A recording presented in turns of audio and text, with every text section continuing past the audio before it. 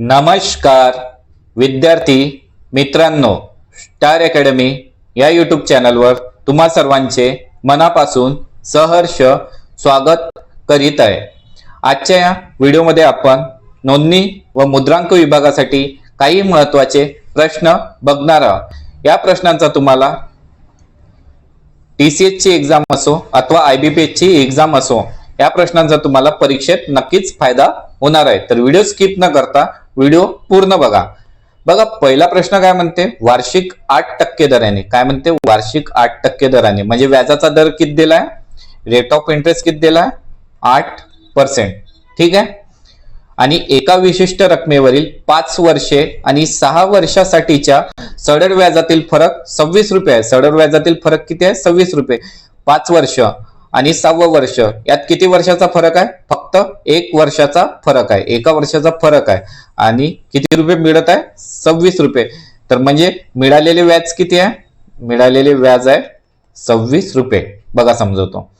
समजा 5व्या वर्षी रक्कम 100 रुपये होती आणि 6व्या वर्षी रक्कम किती झाली, 126 झाली। 5व्या वर्षी आपल्याकडे 100 रुपये होते आणि 6व्या वर्षी त्याचे 126 रुपये झाले। तर आपल्याला व्याज किती मिळाले, 26 रुपये। किती रुपयावर मिळाले, 100 रुपयावर। 100 रुपयावर 26 रुपये मिळाले। बघा, 5 आणि 6 मध्ये फक्त एकाच वर्षाचा फरक आहे, तर म्हणून मिळालेले व्याज किती आहे, 26 रुपये। एवढं समजलं। तर बघा आता काय म्हणते, तर ती रक्कम कोणती। तर बघा त्याच्यासाठी काय फॉर्म्युला आहे, रेट ऑफ इंटरेस्ट बरोबर मिळालेले व्याज भागिला मुद्दल गुणिला 100। बघा काय फॉर्म्युला आहे, हा फॉर्म्युला पाठच करून घ्या। रेट ऑफ इंटरेस्ट म्हणजे व्याजाचा दर बरोबर व्याज। व्याज म्हणजे काय, जे मिळालेले व्याज आहे। व्याज कशावर मिळते, मुद्दलवर मिळते, गुणिला 100।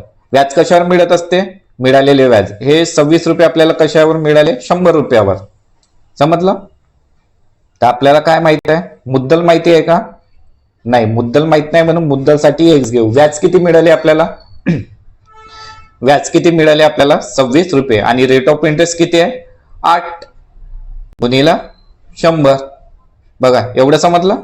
आता x इकडे नेऊ आपण। x इकडे नेला तर काय होते, x भागिला आहे ते इकडे वरती जाणार। 26 जसे तसे 8 इथे आहे, ते इथे काय येणार, खाली येणार, गुणिला 100। समजलं। बघा x इथे नेले, 8 इथे आले, 26 भागिला 8 गुणिला 100। सॉल्व करा। 8 ला 4 चा भाग जातो का, हो। 4 दुने 8, 100 ला जातो का, 100 ला 25 चौक 100। 2 ने 26 ला भाग जातो का, हो। 13 गुणिला 25, 13 गुणिला 25 सॉल्व करा।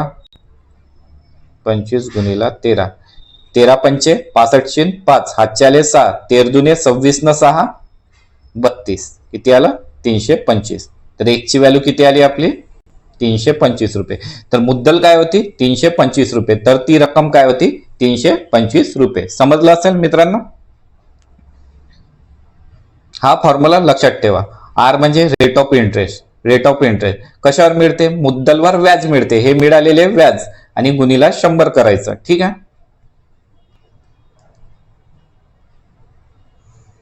बघा तो प्रश्न समजला नसेल तर पुन्हा बघा आणि हा प्रश्न आता तुम्हाला समजावून सांगतो, तर तुमचे डाऊट सर्व क्लिअर होणार। बँकेत वार्षिक सढळ व्याजाने जमा केलेली रक्कम 5 वर्षात 5200 रुपये आणि 7 वर्षात 5680 रुपये होते। वार्षिक व्याजदर शोधा। बघा मिळालेले व्याज कसे काढतो आपण, 7 वर्ष किती वर्षाचा फरक आहे, 5 वर्ष आणि 7 वर्षामध्ये किती वर्षाचा फरक आहे, 2 वर्षाचा फरक आहे। 7व्या वर्षी किती रुपये झाले, 5680 रुपये झाले। 5व्या वर्षी 5200 रुपये होते आणि 7व्या वर्षी किती रुपये झाले, 5680। तर बघा वजा करा, 5680 वजा 5200, किती रुपये शिल्लक राहते, 8 7 2 गेले 4। किती रुपये वाढले, 5 वर्षात 5200 होते, तर किती झाले, 7व्या वर्षी 5680 रुपये। तर किती रुपये वाढले, 480 रुपये वाढले। पण एक किती वर्षात वाढले, 2 वर्षात वाढले। 2 वर्षात वाढले ना, 5 ते 7 2 वर्षात 480 रुपये वाढले। तर एका वर्षी किती वाढणार काय विचारत आहे? सरळ व्याज. सरळ व्याज प्रत्येक वर्षी सारखं असते, तर म्हणून एका वर्षी किती वाढणार? 480 भागीला 2 करा, हे तोंडी यायला पाहिजे. 2 दुने 4, 2 चौक 8. तर एका वर्षी किती रुपये वाढले? 240 रुपये एका वर्षी वाढले. दुसऱ्या वर्षी पुन्हा 240, तर 2 वर्षात 480. ते एका वर्षात किती व्याज मिळालं आपल्याला? 240 रुपये. मिळालेले व्याज किती आहे एका वर्षाचे? 240. लक्षात ठेवा, मिळालेले व्याज एका वर्षात किती आहे? 240 रुपये. बघा,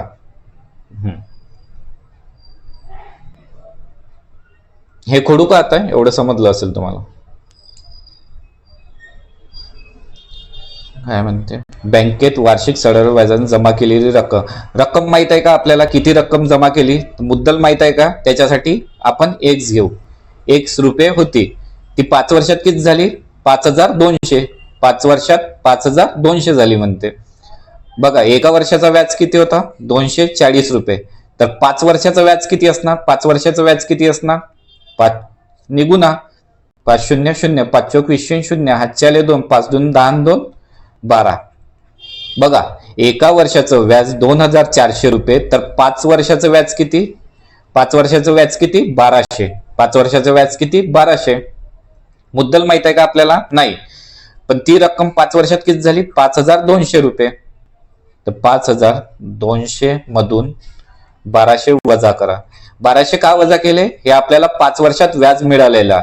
एका वर्षी 240 रुपये, तर 5 वर्षात आपल्याला 1200 रुपये व्याज मिळालं. तर 1200 5200 मधून वजा करा, आपल्याला काय मिळणार? मुद्दल. 0 0 2 2 गेले, 0 5 1 गेले 4. तर मुद्दल काय होती? मुद्दल होती 4000. मुद्दल 4000 रुपये होती. पहिल्या वर्षी जमा केली आपण. मग त्याच्या पहिल्या वर्षी किती व्याज मिळालं? 240. दुसऱ्या वर्षी 240. असं 5 वर्षात किती व्याज मिळालं? 1200 रुपये व्याज मिळालं. ठीक आहे. आणि आपल्याला काय म्हणत आहे? वार्षिक व्याजदर शोधा. तर व्याजदराचा फॉर्म्युला काय? रेट ऑफ इंटरेस्ट बरोबर मिळालेले व्याज भागीला मुद्दल गुणिला 100. रेट ऑफ इंटरेस्ट किती आहे माहित नाही. मिळालेले व्याज किती आहे एका वर्षाचं? 240 रुपये. 240 रुपये एका वर्षाचं आहे. आणि मुद्दल किती होती आपली? मग मुद्दल आहे 4000 रुपये गुणिला 100. समजलं? 2 0 2 0 कॅन्सल, 1 0 1 0 कॅन्सल. 4 ने 24 ला भागा किती येते? 6%. तर रेट ऑफ इंटरेस्ट किती आला? 6%. समजलं? बघा, एवढं कशाला समजावून सांगितलं. नाहीतर शॉर्टकट कसं करायचं? 7 5 2 वर्षात किती रुपये मिळाले? वजा केले. 5680 मधून 5200 वजा केले. किती राहते? 400 रुपये. सॉरी, 480 शिल्लक राहते. तर ते 2 वर्षाचं व्याज झालं. तर 480 भागीला 2 केलं तर किती येते? 240 येते एका वर्षाचं व्याज. तर 5 वर्षाचं किती झालं? 1200. तर हे 1200 5200 मधून वजा करा. 4000 रुपये मुद्दल मिळाली. आणि ह्या फॉर्म्युल्यामध्ये ती व्हॅल्यू सर्व पुट करा. ठीक आहे. अतिशय सोपी आहे. क्वेश्चन नंबर 3 आहे. बघा विद्यार्थ्यांनो, तुम्हाला व्हिडिओ आवडला असेल तर व्हिडिओला लाईक करा आणि चॅनलवर नवीन असाल तर चॅनलला सबस्क्राईब करा. तसेच आपला व्हॉट्सअप आणि टेलिग्राम ग्रुप सुद्धा जॉईन करून घ्या. तेथे सर्व महत्त्वाचे अपडेट्स वेळोवेळी तुम्हाला मिळत राहतील. आणि तुम्ही हा व्हिडिओ कुठल्या जिल्ह्यातून बघत आहे ते मला कमेंटमध्ये सांगा, जेणेकरून मला माहिती पडेल माझे विद्यार्थी माझा व्हिडिओ कुठल्या कुठल्या जिल्ह्यातून बघतात. त्या आयताचे क्षेत्रफळ शोधा. आयताचे क्षेत्रफळ काय असते? आयताचे क्षेत्रफळ बरोबर लांबी गुणिला रुंदी. रुंदी किती आहे? 7. लांबी माहित आहे का आपल्याला? नाही. तर लांबी आपल्याला काढायची आहे. ठीक आहे. रुंदी 7 आहे, लांबी माहित आहे का? नाही. पण आयताची परिमिती दिली आहे. आयताची परिमिती काय असते? आयताची परिमिती बघा मित्रांनो, दोन्ही सूत्र पाठ पाहिजे तुम्हाला. मॅथ्स मध्ये सर्वात आधी तर फॉर्म्युले आणि पाडे पाठच पाहिजे. आयताची परिमिती काय असते? 2 गुणिला लांबी अधिक रुंदी. 2 गुणिला लांबी अधिक रुंदी. 2 लांबी दिली आहे का? नाही. लांबी जसं तसं अधिक रुंदी किती दिली आहे? 7. आयताची परिमिती किती आहे? 30. आता याला आपण सॉल्व्ह करू. हे 2 इथे आहे, ते इथे गेले भागीला होईल. 30 भागीला 2 केले तर तोंडी यायला पाहिजे. ठीक आहे, म्हणून सांगा 30 भागीला हे गुणाकार आहे, इकडे येईल तर काय होईल भागाकार. तर 30 भागीला 2 केलं तर किती येते 15 येते. मग लांबी हे 2 इथं आले, मग इथं काय शिल्लक राहिलं लांबी अधिक रुंदी. लांबी प्लस रुंदी किती आहे 7. आता काढा लांबी 15 वजा 7 बरोबर लांबी. आता लांबी किती येणार, लांबी आली 15 तून 7 गेली किती राहते 8. लांबी किती आली 8 आली. लांबी इथे लांबीची व्हॅल्यू पुट करा. लांबी 8 रुंदी 7 7 8 56. 7 8 56 काय असते मीटर स्क्वेअर. 56 metre square. बघा आयताचे क्षेत्रफळ लांबी गुणिला रुंदी. रुंदी दिली आहे 7, लांबी माहित आहे का नाही, पण आयताची परिमिती दिली आहे. आयताची परिमितीचा फॉर्म्युला लक्षात असायला पाहिजे. तर काय आहे आयताची परिमिती म्हणजे 2 गुणिला लांबी अधिक रुंदी. आयताची परिमिती 30, मग 2 लांबी रुंदीची व्हॅल्यू 7. आता 2 इथे आहे गुणिला, तर इकडे येईल तर काय होईल भागीला. 30 ला 2 ने भागितलं किती येते 15 येते. 15 बरोबर लांबी अधिक रुंदी. लांबी अधिक 7 सॉल्व्ह करायला. हे 7 इथे आहे, ते इकडे येईल तर काय होईल वजा. मग 15 तून 7 गेले किती राहते 8. लांबी म्हणजे 8. पुट करा लांबीची व्हॅल्यू. लांबी 8 रुंदी 7 तर किती झाले आयताचे क्षेत्रफळ 56 मीटर स्क्वेअर. क्वेश्चन नंबर 4 आहे. बघा सर्वात आधी काय करायचं कंस सोडवायचा. कंचे भागू बेव. कंचे भागू बे व याच्यानुसार सॉल्व्ह करत जायचं. सर्वात आधी कंस सॉल्व्ह करायचा. चे म्हणजे काय होते, चे म्हणजे काय असते गुणाकार. चा असते ना, मग नंतर भागाकार घ्यायचा, मग नंतर गुणाकार घ्यायचा, नंतर बेरीज घ्यायची आणि नंतर वजाबाकी. तर इथे काय आहे कंस. कंस मध्ये काय करायचं सर्वात आधी गुणाकार, नंतर बेरीज वजाबाकी. तर 11 सकम 66 आणि हे वजा 48. कंस सॉल्व्ह करत आहोत आपण. कंस सॉल्व्ह करत आहोत. 11 सकम 66 वजा 48 किती येते. 66 मधून 48 गेले किती राहते 5. 16 तून 8 गेले 8. 5 4 गेले 18 शिल्लक राहते. ठीक आहे 18. 7 चा वर्ग किती आला 49 वजा 2 चा वर्ग 4 वजा कंस सॉल्व्ह केला तर किती राहिले आपल्याकडे 18. बघा 11 सकम 66 66 लिहिले वजा 48. तर 66 मधून 48 गेले किती राहते 18. आणि हे वजा चिन्ह जसं तसं हे 18 इथे लिहिले सॉल्व्ह केल्यावर. 18 आणि 4 किती झाले 22. वजा वजा काय होते प्लस. 18 आणि 4 22, पण मोठ्या संख्येचे चिन्ह काय आहे वजा, म्हणून वजेचं चिन्ह. 49 वजा 22 करा याला सॉल्व्ह. 9तून 2 गेले 7 राहिले. 4तून 2 गेले 2 राहिले. किती आलं उत्तर 27. सॉरी 27 नाही आला आपलं 27 बरोबर. प्रश्नार्थी चिन्ह म्हणजे 1 चा क्यूब. 27 कितीचा क्यूब आहे 27 कितीचा घन आहे 3 चा. काढा घनमूळ काढा. x बरोबर किती येते 3. 27 कितीचा घन आहे 3 चा. तर काय येणार आहे आन्सर आपलं 3. क्वेश्चन नंबर 5 आहे मित्रांनो. बघा याला सॉल्व्ह करा. 200 जसेचे तसे. 5 चा वर्ग 25 प्लस 5 वजा 20 बरोबर 25 गुणिला 1 सॉल्व्ह करा. 25 मधून 5 गेले. बघा प्लस आहे मायनस आहे, तर प्लस मायनस मध्ये काय होत असते मायनस. 200 वजा 20 मोठ्या संख्येचे चिन्ह काय वजा, म्हणून वजे चिन्ह वजा 20. 25 गुणिला x 25 x. 20 आणि 20 किती झाले मायनस मायनस काय होते प्लस, पण मोठ्या संख्येचं चिन्ह दोन्ही मायनस आहे. बघा मोठी संख्या कोणती आहे कोणतीच नाही, तर म्हणून मायनसचं चिन्ह येणार. 200 बरोबर 25x. 200 मधून 40 गेले किती राहते 160 राहते बरोबर 25x. आता बघा 160 हे 25 गुणिला आहे, ती इथे येईल तर काय होणार इथे येणार तर काय होणार भागीला 25 बरोबर x. करा सॉल्व. 5 चा भाग जातो का 25 ला 5 5 25. 160 ला 5 चा भाग जातो का, तर हो. ज्यांना भाग देता नाहीत त्यांनी असं सॉल्व करा. 160 भागीला 5. 5 त्रिक 15, किती राहते 1, 5 दुने 10, 32. ते 1 ची व्हॅल्यू काय आली आपली 32 भागिला 5. सॉल्व करा याला. कुठे सॉल्व करू, इथेच करतो. 32 भागिला 5, 5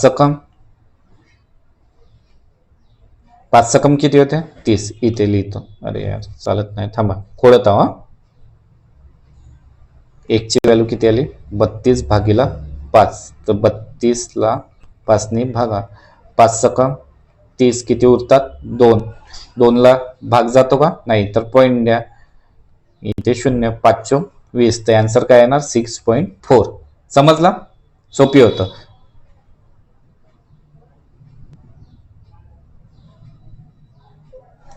क्वेश्चन नंबर 6 आहे मित्रांनो, याला सॉल्व करा. सर्वात आधी काय सॉल्व करायचं बघा. तोंडी येते, 5 2 गेले 3 राहिले, 3 4 3 गेला 1 राहिला, आणि 71 ने किती झाले 72. 92 वजा 72, 92 वजा 72, 0 9 7 गेले 2. बघा प्रॉपरली सॉल्व करून दाखवतो तुम्हाला. 5 2 गेले किती राहते 3,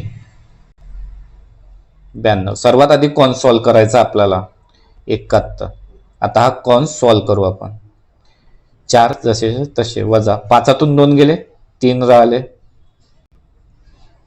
4 3 गेला 1 राहिला, प्लस 71, आणि हे 92 जसे तसे वजा 92 वजा 71 ने 72. करा सॉल्व. 2 2 0, 9 7 गेले 2 राहते, किती आलं उत्तर 20. समजलं, अगदी सोपा प्रश्न आहे. बघा विद्यार्थ्यांना, जो पण प्रश्न तुम्हाला समजला नसेल तर तुम्ही मला व्हॉट्सअपला विचारू शकता. तेथे तुम्हाला तुमच्या प्रश्नाचं उत्तर दिलं जाईल. सर्व कन्सेप्ट समजवल्या जाईल. जर एखाद्या वस्तूची छापील किंमत ₹400 आणि सवलत टक्केवारी 15.5% आहे, तर त्या वस्तूची विक्री किंमत किती असेल. बघा छापील किंमत म्हणजे काय, MRP. बघा कुठल्याही वस्तूवर MRP लिहिलेली असते ₹400, आणि सवलत टक्केवारी म्हणजे काय, डिस्काउंट. डिस्काउंट किती दिलाय 12.5%. 12.5% ला आहे ना मित्रांनो, आपण डायरेक्ट 1/8 लिहू शकतो. 1/8 लक्षात ठेवा. 12.5% म्हणजे काय असते 1/8. ही व्हॅल्यू तुम्ही पाठ करून घ्या, म्हणजे तुम्हाला सॉल्व करायला सोपी जाणार. तर बघा छापील किंमत किती आहे ₹400, म्हणजे MRP ₹400, आणि त्यावर सवलत टक्केवारी 12.5% आहे, म्हणजे डिस्काउंट किती दिलाय 12.5%. आणि 12.5% म्हणजे काय असते 1/8. तर ही त्याला डिस्काउंट दिलाय. तर सॉल्व करा. 8 5 40, आणि हे 0 तसे. तर किती रुपयाचा डिस्काउंट मिळाला, ₹50 डिस्काउंट मिळाला. ₹400 ₹50 डिस्काउंट मिळाला. ₹400 डिस्काउंट मिळाला. तर आपल्याला किती रुपये द्यावे लागते ₹350. तर वस्तूची विक्री किंमत किती असेल ₹350. बघा हे लक्षात ठेवा. 12.5% म्हणजे 1/8. कसं सांगतो तुम्हाला. 12.5% म्हणजे काय असते 100 खाली 125, याला 1000. समजलं. याला सॉल्व केलं तर काय येते 1/8 येते. नेक्स्ट क्वेश्चन आहे बघा, समजून घ्या प्रश्न. प्रवाहाच्या दिशेने प्रवास करताना बोट, बघा प्रवाहाच्या दिशेने बोटची स्पीड काय असणार, बोटची स्पीड किती असणार, सॉरी एक मिनिट बघा.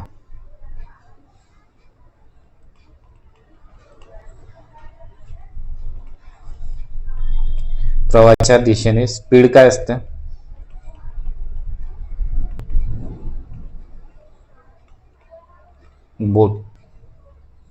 बोटची स्पीड आणि काय असते प्रवाहाचा वेग.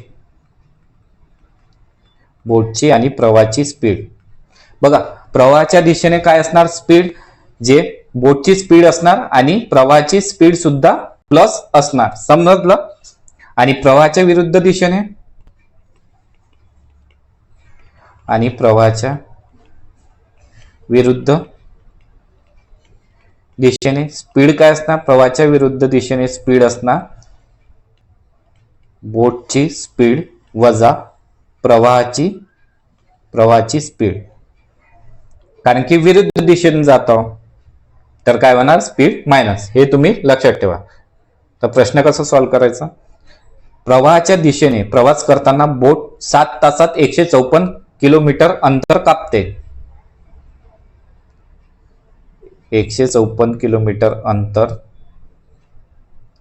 7 तासात 154 किलोमीटर अंतर कापते. तर एका तासात किती अंतर कापणार? तर एका तासात 154 भागीला 7 किती येते? 7 दुने 14, एक उरते 7. याला भागाकार करायचा, ठीक आहे, भागीला 7. मी डायरेक्ट किती करतो? 7 दुने 14, 7 दुने 14. तर किती येते? 22 किलोमीटर प्रति हवर. बघा, 7 तासात 154 किलोमीटर अंतर कापते तर एका तासात किती अंतर कापणार? तर एका तासात 22 किलोमीटर प्रति हवर. तर आपल्याला काय मिळाली? स्पीड मिळाली. पण ही काय? प्रवाहाच्या दिशेने स्पीड. प्रवाहाच्या दिशेने स्पीड किती आहे? 22 किलोमीटर प्रति हवर. जर प्रवाहाचा वेग 4 किलोमीटर असेल, बघा, प्रवाहाच्या दिशेने स्पीड काय असते? ऍड असते. जर प्रवाहाचा वेग 4 किलोमीटर आहे, प्रवाहाचा वेग 4 किलोमीटर आहे, तर बोटीचा वेग किती असणार? 22 वजा 4, 22 वजा 4. तर बोटीचा वेग किती असणार? 18 किलोमीटर प्रति हवर. बघा, हे आपल्याला 22 किलोमीटर काय मिळालं? स्पीड. पण कशाची मिळाली? प्रवाहाच्या दिशेने. प्रवाहाच्या दिशेने ह्या 22 मध्ये काय आहे? प्रवाहाचा वेग सुद्धा ऍड आहे.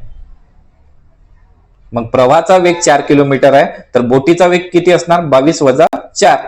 हा झाला बोटीचा वेग, ठीक आहे. एक मिनिट. बोटीचा वेग किती आला? 18 किलोमीटर प्रति हवर. आणि प्रवाहाचा वेग किती आला? प्रवाहाचा वेग दिलेलाच आहे. प्रवाहाचा वेग किती आहे? 4 किलोमीटर. आणि एका दिशेने प्रवाहाच्या दिशेने गेलं तर काय होते? 18 अधिक 4 22. आणि प्रवाहाच्या विरुद्ध दिशेने केलं तर काय होते? प्रवाहाच्या विरुद्ध दिशेने बोटीची स्पीड कमी होईल ना? कितीने कमी होईल? 4 ने. 18 तून 4 गेले 14. तर प्रवाहाच्या विरुद्ध दिशेने स्पीड किती आहे? 14 किलोमीटर प्रति हवर. तर काय म्हणते? जर प्रवाहाचा वेग 4 किलोमीटर असेल तर तेच अंतर प्रवाहाच्या उलट म्हणजे विरुद्ध दिशेने पार करण्यासाठी बोटीला लागणारा वेळ शोधा. तेच अंतर म्हणजे किती? 154 किलोमीटर. 154 किलोमीटर टाइम म्हणजे काय असते? डिस्टन्स भागीला स्पीड किती आहे? 14. प्रवाहाच्या विरुद्ध दिशेने स्पीड किती आहे? 14. तर 14 ने भागा. 154 ला 14 1 14, 14 1 14 किलोमीटर प्रति हवर. तर किती आलाय आन्सर? 11 किलोमीटर प्रति हवर. सॉरी, तर किती वेळ लागणार? 11 तास लागणार, ठीक आहे. तेच अंतर किती होते? 154.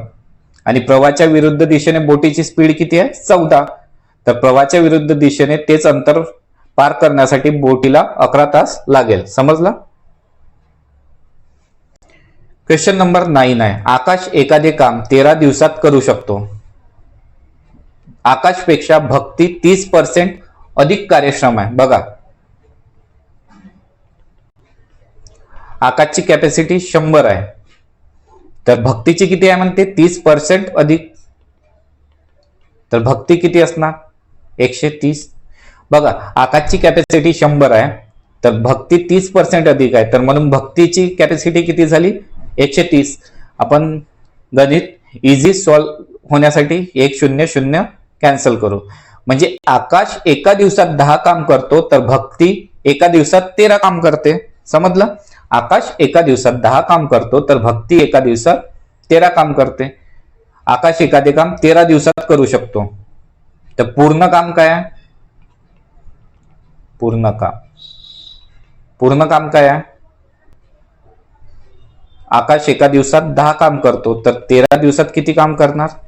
130. तर पूर्ण काम काय आहे आपलं? 130. बघा, आकाश एका दिवसात 10 काम करतो तर आकाश 13 दिवसात किती काम करणार? 130. ते 130 काय आपलं पूर्ण काम आहे. ते 130 काम करायला भक्तीला किती टाइम लागेल? भक्ती एका दिवसात किती काम करते? तर 13 काम करते. भक्ती एका दिवसात 13 काम करते. तर 130 काम करायला भक्तीला किती वेळ लागेल? 130 भागीला 13 तर किती लागणार? 10 दिवस. तर भक्तीला किती दिवस लागणार? 10. बघा, भक्तीची कार्यक्षमता जास्त आहे, 30% अधिक. तर म्हणून आकाशाला 13 दिवस लागते, तर भक्तीला 13 पेक्षा कमीच लागणार. तर 14 दिवस लागणार का नाही? 15 दिवस लागणार का नाही? तर मग काय राहिलं? दोनच ऑप्शन शिल्लक राहिले. मग याला सॉल्व्ह केलं तर किती येते? 10 दिवस. समजलं का? समजलं नसेल तर पुन्हा एकदा व्हिडिओ बघायचा, आणि तरी नाही समजलं तर तुम्ही मला पर्सनली विचारू शकता व्हॉट्सअपला मेसेज करून. बघा, क्वेश्चन नंबर 10 आहे. कुटुंबातील 5 मुलांचे सरासरी वय 15 वर्ष आहे. मुलांचे 5 मुलांचे सरासरी वय. तर 5 मुलांचे एकूण वय किती होणार? 15 चोक 60, 15 5 75. 5 मुलांचे एकूण वय किती होणार? 75 वर्ष. मुलांचे वडील आणि आईसह सरासरी वय 25 वर्ष आहे. म्हणजे काय म्हणत आहे? ह्या 5 मुलांचे आणि त्याच्यातच आई आणि वडील यांचे सरासरी वय 25 वर्ष आहे. तर 5 मूल प्लस आई प्लस वडील, आई प्लस वडील यांचे एकूण वय किती होणार? म्हणजे एकूण वय किती होणार? बघा, 5 मुलं आहे आणि वडील आणि आई किती लोक झाले? 7 लोक झाले. तर 7 लोकांचं सरासरी वय 25 आहे. 7 लोकांचं सरासरी वय 25 आहे. तर यांच्या वयांची बेरीज किती येणार? 25 गुणिला 7 गुणाकार करा. 5 7 35 5 हातचे आले 3 7 2 14 3 17 175.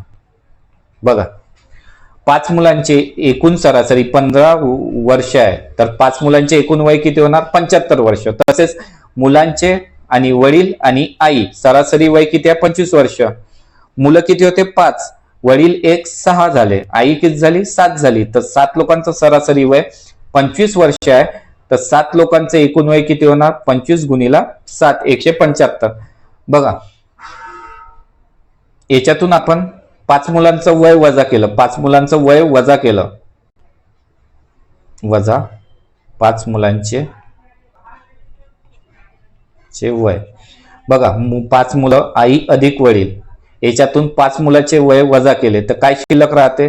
5 मुलांचे वय वजा केले तर काय शिल्लक राहिलं आपल्याकडं? आई आणि वडील यांचे वय शिल्लक राहते. तर 5 मुलांचं वय किती होतं? 75. करा वजा, किती शिल्लक राहते? 100. तर आई अधिक वडिलाचं वय किती आलं? 100. आई अधिक वडिलाचं वय किती आलं? 100. लक्षात ठेवा, खोडत आहे. आई अधिक वडील किती आलं? 100. आणि काय म्हणत आहे? जर वडील आईपेक्षा 4 वर्षांनी मोठे असतील तर आईचे वय शोधा. बघा, आईचं वय आपण 1 समजू, तर वडिलाचं वय किती होणार? आईपेक्षा 4 वर्षांनी मोठं, बरोबर 100. बघा, आईचं वय आपण 1 समजलं, तर वडिलाचं वय किती राहणार? आईच्या वयापेक्षा 4 मोठं, आणि दोघांच्या वयाची बेरीज किती आली आपली? 100. तर याला सॉल्व्ह करा. x अधिक x 2x अधिक 4 बरोबर 100. तर 2x हे 4 इथे आहे, ते इकडे जाईल तर काय होणार? मायनस. 100 मधून 4 गेले किती राहते? 96. x 2 इथे आहे, तर 96 भागीला 2 किती येते? x बरोबर 48. 96 भागीला 2 केलं तर 48 येते. भागाकार करा. ठीक आहे. तर x काय आहे? आईचं वय. तर आईचं वय किती आहे? 48. बघा, आईचं वय 48 आणि वडिलाचं किती आहे म्हणते? 4 मोठं, तर किती आलं? 52. आणि बघा, दोघांच्या वयाची बेरीज किती येते? 100. आली का नाही? ठीक आहे. बघा विद्यार्थ्यांनो, आजचे प्रश्न इथे संपले आहे. जर तुम्हाला व्हिडिओ खरंच आवडला असेल तर व्हिडिओला लाईक करा, आणि चॅनलवर नवीन असाल तर चॅनलला सबस्क्राईब करा. तसेच आपला टेलिग्राम आणि व्हॉट्सअप ग्रुप सुद्धा जॉईन करून घ्या. तेथे सर्व महत्त्वाचे अपडेट्स वेळोवेळी तुम्हाला मिळत राहतील. आणि तुम्ही हा व्हिडिओ कुठल्या जिल्ह्यातून बघत आहे ते मला कमेंटमध्ये सांगा, जेणेकरून मला माहित पडेल माझे विद्यार्थी माझा व्हिडिओ कुठल्या जिल्ह्यातून बघतात.